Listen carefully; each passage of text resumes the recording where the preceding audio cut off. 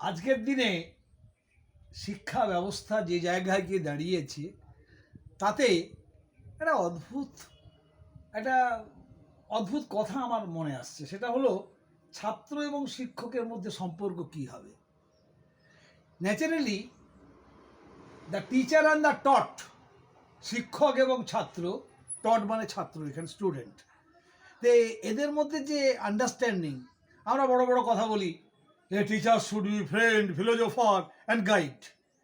তো সত্যিকারের এটার যুক্তি আছে। শিক্ষক হবে বন্ধু, শিক্ষক হবে দার্শনিক, আর শিক্ষক হবে পথপ্রদর্শক।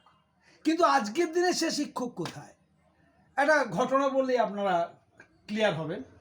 এক ছাত্র সে শিক্ষককে বলছেন যে এটির মানে স্যার আমি বুঝতে পারছি না, আমাকে বুঝিয়ে দেবেন। না কিসের? না একটা ভাব সম্প্রসারণ করতে দিয়েছে, তার মানেই যদি না জানি ওটা লিখতে দিয়েছে মাস্টারমশাই। না কী ভাব সম্প্রসারণ গো? না ওই যে কপল ভাসিয়া যায় নয়নের নীরে, এই এক লাইন ওটাকে ব্যাখ্যা করতে বলছে, সরলার্থ বের করতে বলছে। তা এখন কপল শব্দের অর্থটা কি আমি জানিনি। তখন শিক্ষক মশাই বলছে, আরে গাধা, তুই কপল জানিস না? আরে কপল মানে তো কপাল। বল তাহলে নয়ন মানে? না নয়ন মানে চোখ, নীর মানে জল।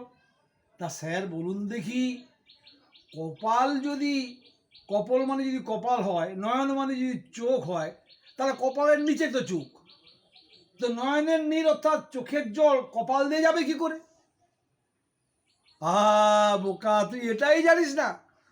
শিক্ষক মহাশয় বলছেন যে আরে অতি সোজা। না স্যার একটু ব্যাখ্যা করে বলুন না।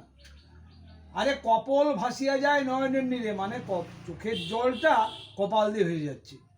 স্যার আপনি কিন্তু সত্যিকারের আমাকে ঠকাচ্ছেন। এটা হয়? কপাল দিয়ে কোনোদিন চোখের জল যায় না। আরে যায় না কখন? তুই বুঝতে পারছিস না তাই বলছিস যায় না। আরে নয়ন মানে চোখ, নীর মানে জল, কপল ভাসিয়া যায় নয়নের নীরে, আর পা দুটি তার বাঁধা ছিল তমালের ডালে। কি ক্লিয়ার? MI clear? আরে যখন তার চোখের জল কপাল দিয়ে যাবে, তমালের ডালে তার দুটো পা বাঁধা ছিল, ওই জন্যই তো কপাল দিয়ে গেছে। আরে এটাই বুঝতে পারছিস না? এই হচ্ছে আমাদের বর্তমান শিক্ষা ব্যবস্থার চালচিত্র। আপনারা দয়া করে এই ব্যাপারটাকে অন্যভাবে নেবেন না, ভেবে দেখুন।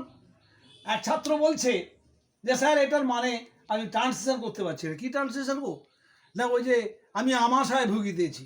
ওই রে লিখ লিখ লিখ লিখ বলছি, I am suffering from mango hope. বলছে ম্যাঙ্গো হোপ?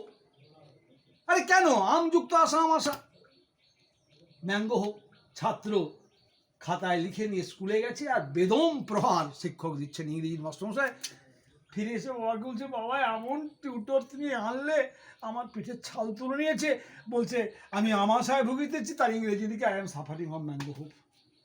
ঠিক রবিবার দিন ছুটি ছিল ভদ্রলোকে। ওই ভদ্রলোক কিন্তু এই একটি সরকারি অফিসে ডি গ্রুপে চাকরি করতেন। ইতিমধ্যে এই খাতা নিয়ে তিনি বন্ধুবান্ধবদের কাছে বা তার বসদের কাছে জেনে নিয়েছেন যে আমাশা ইংরেজি রিসেন্টলি ম্যাঙ্গো হোপটা ধোকা দিয়েছে। এসে বলছে, মাস্টারমশাই কিছু মনে করেন না, একটা কথা বলবো। না বলুন।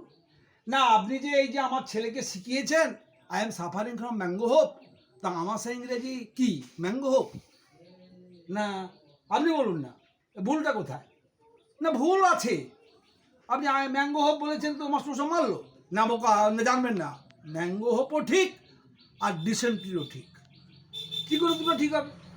না যার বাড়িতে পড়াতে এলে ডিমের অমলেট দেয়, ভালো আমুল দুধের ঘন চা দেয়, আমি তাকে আবার মাস ফুরলেই টাকাটা বেশি অঙ্কের টাকা দেয়, আমি তাকে শিখাই ডিসেন্ট্রি।